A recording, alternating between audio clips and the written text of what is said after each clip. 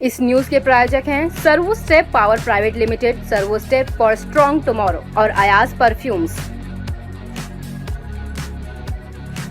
All India मोमिन conference की एक प्रेस कॉन्फ्रेंस उत्तर पूर्वी दिल्ली लोकसभा प्रत्याशी डॉक्टर कन्हैया कुमार के समर्थन में की गई। बाबरपुर इलाके में आयोजित इस प्रेस वार्ता में मोमिन कॉन्फ्रेंस के नेशनल वर्किंग प्रेसिडेंट हाजी मोहम्मद इमरान अंसारी सहित और भी बहुत से पदाधिकारी मौजूद रहे।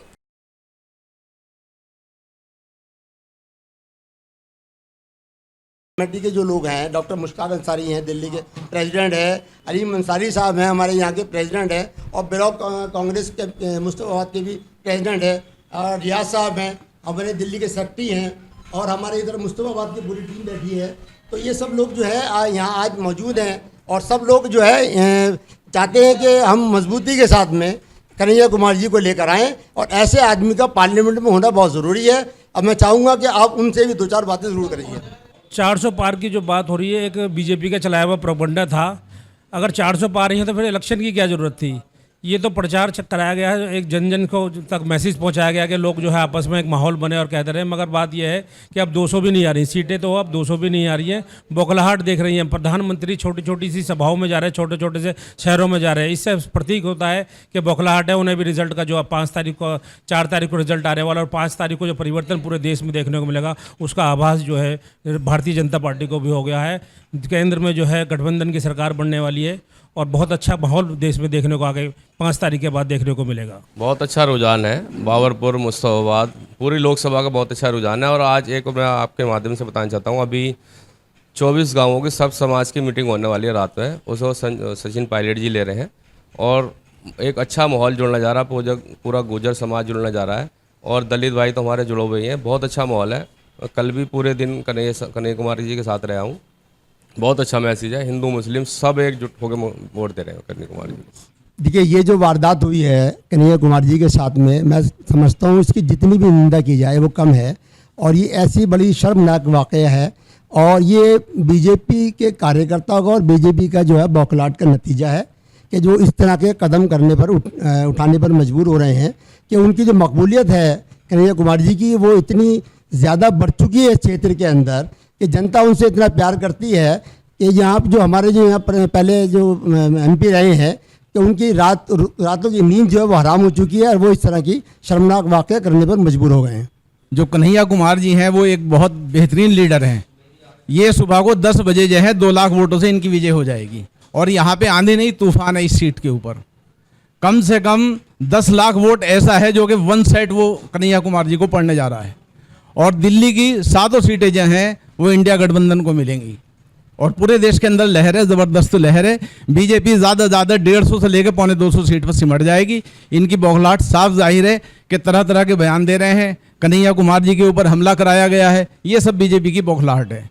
तो इसलिए ये ज़्यादा से ज़्यादा 150-250 सीट पर बीजेपी सिमट जाएगी, और 4 जून को इंडिया गठबंधन सरकार बनाएगी देश के अंदर। मैं 7 सीटों की आप बात कर रहे हैं, मैं पूरे देश की बात करूंगा, क्योंकि ऑल इंडिया वुमेन कॉन्फ्रेंस जो संस्था है, जैसे आपको मालूम है कि 100 साल पुरानी संस्था है हमारी, और आज़ादी की लड़ाई कांग्रेस के साथ मिलकर लड़ी है इसने। और ये यूनिट हमारी आज ये जो यहाँ बैठे हैं हम सब लोग, ये एक इस क्षेत्र की यूनिट जो है यहाँ पे मौजूद है। पूरे हिंदुस्तान के अंदर हम लोग, हमारी अलग अलग यूनिटें काम करती हैं, और तकरीबन इंडिया गठबंधन के जहाँ भी उम्मीदवार लड़ रहे हैं, हमारी वहाँ पर सारी यूनिटें वहाँ उनके साथ काम कर रही हैं। तो मैं समझता हूँ कि पूरी देश के अंदर इस वक्त जो लहर है वो इंडिया गठबंधन की है। दिल्ली की 7 सीटों की अंदर भी वही लहर है, और इसी बौखलाहट का नतीजा जो बीजेपी तरह तरह के बयान दे रही है, और ये इस तरह की हरकतें करा रही है। कन्हैया जी पे जो उन्होंने अटैक किया है वो इनको इनकी हार की तरफ ले जा रहा है। इनकी बौखलाहट दिखाई दे रही है कि ये हार रहे हैं। उस हार को बचाने के लिए इन्होंने अटैक किया है। मनोज तिवारी, हमारे एरिया में, मुस्तफाबाद विधानसभा से हूँ, हमारे एरिया में 10 साल हो गए मनोज तिवारी को हमने बिल्कुल नहीं देखा, और हमारे इलाके का नाश करके फेंक दिया। कोई काम नहीं करते। कन्हैया कुमार जी बहुत ही अच्छे लीडर है, और बहुत ही अच्छे वोटों जीतेंगे। हम मुस्तफाबाद विधानसभा में 1 महीने से घर घर घूम रहे हैं, वहाँ एक तरफा वोट पड़ रहा है। 99% वोट एक तरफा कन्हैया जी को पड़ रहा है। उनके खिलाफ कोई नाराज़गी नहीं है। मनोज तिवारी के खिलाफ बहुत ज़्यादा लोग नाराज़ हैं। टिकट मिलना ना मिलना कोई बड़ी बात नहीं है। सबसे बड़ी बात यह है कि आज ऐसी झूठी सरकार को, जिसने देश के 10 सालों के अंदर देश का बेड़ा गर्क कर दिया, और तरह तरह के हद तो ये है कि आज हमारे जो भाईचारा था उसको ख़त्म कर दिया। हमारा नौजवान जो है वो बड़ा बेरोज़गार से जो है परेशान है। तो ऐसी निकम्मी सरकार को इस वक्त जाने के लिए हमें एकजुट होकर तमाम सारी चीज़ों को भुलाकर हमें जो है इंडिया गठबंधन को कामयाब कराना ही ज़रूरी है। बीजेपी का कहीं नाम ही निशान नहीं है। बीजेपी की बौखलाहट की वजह से देख रहे हो आप कन्हैया कुमार जी पे कैसा हमला कराया है। ये परेशान हो रहा है और ये बेहिसाब परेशान है और इसीलिए बौखलाहट में ये उल्टे सीधे कदम उठा रहा है। दिल्ली की 7 सीटें गठबंधन पे जा रही हैं और बेहतरीन तरीके से जीत है, इसीलिए परेशान होने के बाद ये उल्टे उल्टे काम कर रहे हैं। देखिए, पब्लिक तो पूरी कन्हैया कुमार जी के साथ जुड़ी हुई है, क्या उसमें हिंदू हो मुस्लिम हो। और अटैक जब ही होता है, आप पुराने पत्रकार हैं कि जब किसी का ज़्यादा वो होता है, तेज उसकी वो होती है तो उसके खिलाफ अटैक होता है। तो ये बौखलाहट है विपक्षी पार्टी की। और दिल्ली की 7 सीट इंडिया गठबंधन जीतने जा रही है और उसमें बहुत लंबे वोटों से कन्हैया कुमार जी जीतने जा रहे हैं, क्योंकि कन्हैया कुमार जी का अपना भी वर्चस्व है, बहुत बड़े नेता हैं, बहुत बड़े लीडर हैं, सब कुछ जानते हैं वो।